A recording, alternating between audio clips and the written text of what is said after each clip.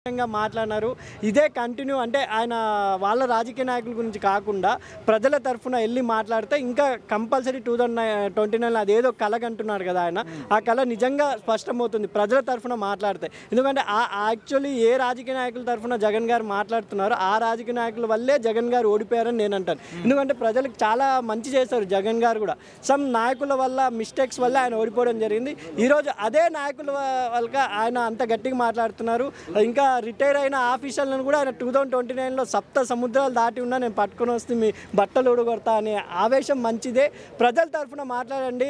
ఇది ఇంకొకరెవరో పంతులు గారు కూడా వీడియో పెట్టారు జగన్ గారి గురించి. రాజశేఖర రెడ్డి రచ్చబండ అనే కార్యక్రమం మీరు మొదలు పెడితే మీ కళ 2029లో మీ సీఎం అయ్యే కళ కంపల్సరీ నిజమవుతుంది. పల్లెల్లో వెళ్ళండి, మారుమూల ప్రాంతాల్లో వెళ్ళండి. నిజంగా జగన్ గారికి మంచి ఇప్పుడు చాలా రోజుల తర్వాత ఆయన ఆవేశం అయితే చూసాం. కానీ అది ఒక ఆయన నేత గురించి కాకుండా ప్రజల గురించి మాట్లాడితే ఇంకా ప్రజలు పక్షాన నిలబడి అసెంబ్లీకి కూడా ఇదే అసెంబ్లీలో వెళ్ళి అప్పుడు రాజశేఖర్ గారు మాట్లాడుతూ అంటే చంద్రబాబు నాయుడు గారు ఏమి నోరిప్పేవారు కాదు.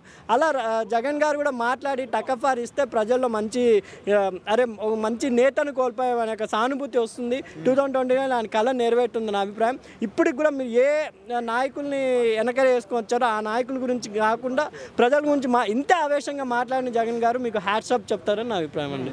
అంటే ఇప్పుడు ఒక తప్పు చేసిన వ్యక్తి గురించి మాట్లాడే వ్యక్తి ఇప్పుడు ప్రజలకు ఏదైనా అన్యాయం జరిగినప్పుడు కానీ వాళ్ళకి ఏదైనా అవసరాలు ఉన్నప్పుడు కానీ వాటికి ఎప్పుడు గొంతెత్తని జగన్ ఇప్పుడు ఎత్తుతున్నాడని కొంతమంది క్వశ్చన్ చేస్తున్నారు. సో దీనికి ఏం చెప్తారు? అంటే అదే మొన్ననే చెప్పారు 2.0 నిజంగా 2.0 అయితే చూపించారు. కానీ ఒక ఎవరైనా గవర్నమెంట్ ఎంప్లాయీస్ని బట్టలు ఊడగొడతాను ఒక ప్రతిపక్ష నేత మాట్లాడడం అనేది తప్పు. కానీ ఆయన 2029లో గెలిచాక కూడా నేను బట్టలు ఊడగొడతా అనేది అది ఇంకా తప్పు. ఎందుకంటే ఒక సీఎంగా ఏర్పడాక అక్కడ ప్రజల సమస్యలు చూసుకోవాలి. గవర్నమెంట్ ఆఫీసులు తప్పు చేసినా జస్ట్ వాళ్ళ సెక్షన్ పరంగా ఉంటాయి. నిజంగా వాళ్ళు తప్పు చేస్తే సెక్షన్ పరంగా ఉంటాయి. బట్టలు ఇది ఎక్కడ న్యాయంలో లేదు. కాబట్టి ఎనీహో జగన్ గారు ఇంత ఆవేశం మాట్లాడడం హ్యాపీ ప్రజల తరఫున. ఎందుకంటే ఒక ప్రతిపక్ష నేత ఇంకా స్ట్రాంగ్గా తిరిగి రావడం అనేది ప్రజలు కూడా అదే కోరుకుంటారు. ఆ స్ట్రాంగ్ తిరిగి రావడం ఏదో ప్రజల తరఫున రైతుల తరఫున లేకపోతే మారుమూల ప్రాంతంలో స్కూల్స్ లేవు అవన్నీ దాని తరఫున ఆయన గట్టిగా అసెంబ్లీలో వెళ్ళి మాట్లాడితే ఇంకా ఆయనకి మంచి లాభం చేకూరుతుంది. ఆయన ఏదో కలగంటున్నారు 2029లో వస్తాను అది నిజంగా నెరవేరాలంటే రాజశేఖర రెడ్డి రచ్చబండ అనే కార్యక్రమం ఆయన మొదలుపెట్టి ఎలాగో పాదయాత్ర చేశారు రాజశేఖర రెడ్డి గారు అలా ఆయన స్టార్ట్ చేస్తే బాగుంటుంది. ఎప్పుడో జస్ట్ వానాకాలం మాదిరి జస్ట్ అలా ఎండాకాలం మాదిరి రాకుండా జగన్ గారు ఇటుక మీద నుంచి కంటిన్యూగా చేస్తే నాయకుల గురించి కాకుండా నేను అదే చెప్తున్నా ప్రజల గురించి మాట్లాడితే కంపల్సరీ జగన్ ఈజ్ బ్యాక్ అని ప్రతి ఒక్కరు చెప్తారని నా అభిప్రాయం అండి. నమస్తే భయ్య. నమస్తే బ్రో. వైఎస్ఆర్సీపీ జగన్మోహన్ రెడ్డి గారు బెంగళూరులో రెస్ట్ తీసుకోకుండా మళ్ళీ తమ స్నేహితుడు అరెస్ట్ అయ్యాడని విజయవాడకు వచ్చారు. వచ్చి ఆయన మాట్లాడిన మాటలు అటు పోలీసు వ్యవస్థను కూడా చాలా బాధ పెట్టే విధంగా ఉన్నాయి. ఏమన్నారు అసలు ఏంటి? ఏమన్నారు? అదే అన్నారు కదా. అదే ఏమన్నారు మీరు చెప్తే కదా. పోలీసులని గుడ్డలు ఏడదీసి కొడతారు. ఎందుకు కొడతారు అసలు? వాళ్ళ కార్యకర్తలను టచ్ చేశారు. ఇంకోటి కార్యకర్తలు అనేది పార్టీకి ఏంటంటే మండు టెండర్లో నడిచే వాళ్ళకు గొడుగు లాంటి వాళ్ళు కార్యకర్తలు, అర్థమైందా? అటువంటిది కార్యకర్తల కోసం కష్టపడడంలో తప్పులేదు.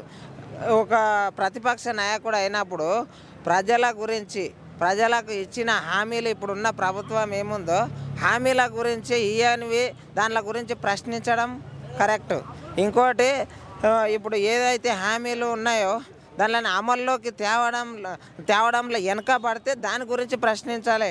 కాకపోతే ఇప్పుడు ప్రభుత్వాలు అనేటివి చాలా ఏంటంటే ఇప్పుడు ఈ 5 సంవత్సరాలు అయితే వాళ్ళు వస్తారు, 5 సంవత్సరాలు అయితే వీళ్ళు వస్తారు. అందరూ ఏ నియవ అన్నుడు కాదు. రాజకీయం అంటే ప్రజా సమస్యల గురించి ఎప్పుడు మీరు పోరాడేది, ప్రజా సమస్యల గురించి ప్రశ్నించాలి ఒక నాయకుడు అన్న తర్వాత. ఎవరైనా సరే ఇప్పుడు జగన్ సార్ అని కాదు, ప్రతి ఒక్క నాయకుడు ఎవరైనా సరే.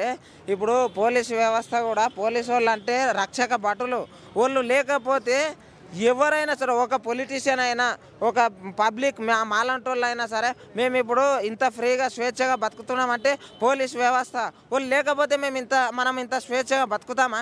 అసలు రౌడీ రాజ్యాలు ఏమేమో కొత్తగా అయిపోతాయి. అందరూ కూడా సినిమా హీరోల్లా ఉంటారంటే అందుకే టార్గెట్ చేశారండి ఈ ప్రభుత్వం అంతా జగన్ ఎమ్మెల్యేలు. టార్గెట్ అనేది ఎవరు చేయరు. ఒకటి ఏమిటిదంటే ఒక వ్యక్తి ఎవరైనా సరే నేను ఇది చేస్తా అది చేస్తా అని చెప్పి నిలబడితే వాళ్ళు కనుక చెయ్యకపోతేనే పబ్లిక్ రియాక్ట్ అవుతుంది, ఎవరైనా రియాక్ట్ అవుతారు. సినిమా హీరోలు వాళ్ళు నేను కూడా హీరో లాకుండా నేను కూడా లేనా సినిమాల కోసం నేను ట్రై చేస్తున్నా, నాకు రావట్లే. అది అవకాశం అనేది ప్రతి ఒక్కళ్ళకు రావాలి. ఇప్పుడు అవకాశం కోల్పోయినప్పుడు ప్రజా సమస్యల గురించి పోరాడాలి. పోలీస్ వ్యవస్థ లేకపోతే ఈ సమాజం ఉండదు, అర్థమైందా? అక్కడ బార్డర్లో ఆర్మీ లేకపోతే మనం ఉండలేము, ఇక్కడ ఈ పోలీస్ వ్యవస్థ లేకపోతే మనం అసలు ఎట్లా స్వేచ్ఛగా బతుకుతాం అది చెప్పండి. పోలీసులని అలా అనడం తప్పు. నమస్తే బ్రో. హలో నమస్తే. మళ్ళీ జగన్ అన్న వచ్చాడు డైలాగ్ వేసాడు, బెంగళూరు వెళ్ళిపోతాడు. ఆ మాత్రానికి ఎంత హడావుడి అవసరం అంటావా? ఇదంతా ఏందంటే పార్టీలో అతను జగన్ గారు పార్టీని కాపాడుకుందాం, పార్టీ వాళ్ళకి ఏమైనా అన్యాయం జరిగినా, పార్టీలో ఉన్న కార్యకర్తలకి ఎవరికైనా అన్యాయం జరిగినా, ఒకవేళ పార్టీ వాళ్ళకి ఎవరికైనా అన్యాయం జరిగినా వచ్చి మాట్లాడతాడు ఆయనే కాదు ఎవరైనా అంతే. అంటే ఏ పార్టీలో ఉన్న వాళ్ళు ఎవరైనా అంతే. కాబట్టి ఏంటంటే కానీ ఆయన మాట్లాడింది ఏదో రకరకాలుగా అన్నాడు, కానీ కరెక్ట్ అది కాదు. అవును అది ఏంటంటే చాలా బాధగా ఉంది. ఎందుకంటే ఇలాంటి మాటలు కానీ ఏంటంటే ప్రతిపక్షంలో ఉన్నప్పుడు వాళ్ళకి తప్పదనమాట. అంటే ఇప్పుడు ప్రతిపక్షంలో లాస్ట్ ఇయర్ కూడా మనం చూసుకున్నాం. అంటే ఈ గవర్నమెంట్ చేంజ్ అయినప్పుడు వాళ్ళు ఉన్నప్పుడు ఏంటంటే వాళ్ళు కూడా అన్నారట, అందరూ అన్నారు. ఇప్పుడు అతను అన్నాడు అందరూ అలాగే మాట్లాడతారు. కానీ ఇతను ఏంటంటే ఇలా మాట్లాడకుండా ఉంటే కాస్త బాగును, అందరూ అదే అన్నారు అన్నమాట. నువ్వు అన్న పాయింట్ బాగుంది. అవును పరిస్థితి కార్యకర్తల కోసం అవునవును. ఓ పక్క జగన్ అన్నే లోపల వేసేలా ఉన్నారు కదా, మరి ఆయన కాపాడుకుంటాడు ముందు. అదే ఆయన కాపాడుకుంటాడు ఆయన. ఎందుకంటే పార్టీ వాళ్ళు ఏంటంటే వాళ్ళు పార్టీ పెట్టారంటే అతను పార్టీని నడుపుతున్నాడంటే అది సామాన్యమైన పని అనేది కాదు. అది పార్టీ ఏంటంటే పార్టీ పెట్టడం, పార్టీని నడిపించడం చాలా కష్టం. కాబట్టి ఆయన అలా ఎందుకు మాట్లాడాడంటే ఆయనకి అర్థం అవ్వలేదు. కాబట్టి కానీ ఆయన మరీ అంత ఘాటు వ్యాఖ్యలను చేయలే. ఆయన ఏదో కోపంలో అన్నాడు అంతే అంట. ఇంకా ముందు ఇంకా వంశీ అరెస్ట్ అయ్యాడని వచ్చాడు జైలు దగ్గరికి. అవును మరి అతను తప్పు చేయబట్టే అరెస్ట్ చేశారన్నమాట. అతను వెనకేసుకొస్తే ఇతను నాయకుడు అవుతాడు. అదే కానీ ఏంటంటే మనుషులు అన్నాక తప్పు చేస్తారు. చేసిన తప్పుని సరిదిద్దుకునే ఓడే మనిషి. తప్పు చేయాలా తెలియక చేశానే అని బాధపడి ఆ చేసిన తప్పుని సరిదిద్దుకోవాలి. కాబట్టి మళ్ళీ ఒక అవకాశం ఇద్దాం.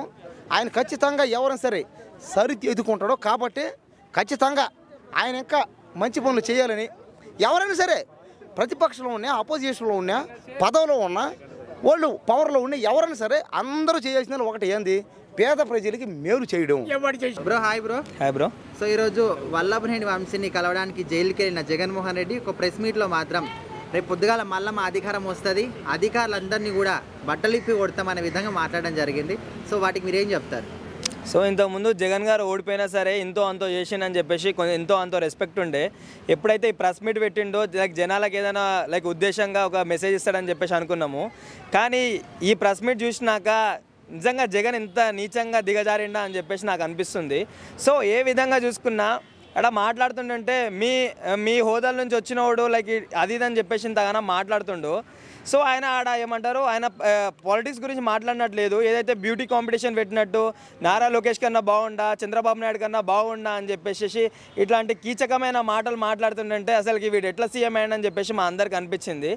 సో దీని గురించే కాదు, ఇంకా అధికారులను బట్టలిప్పి కొట్టడం అని ఎట్లా అంటే, సరే ఇంతకుముందు నువ్వు కూడా ఒక అధికారివే కదా, ఒక సీఎం పదవి నుంచి వచ్చినోనివే కదా.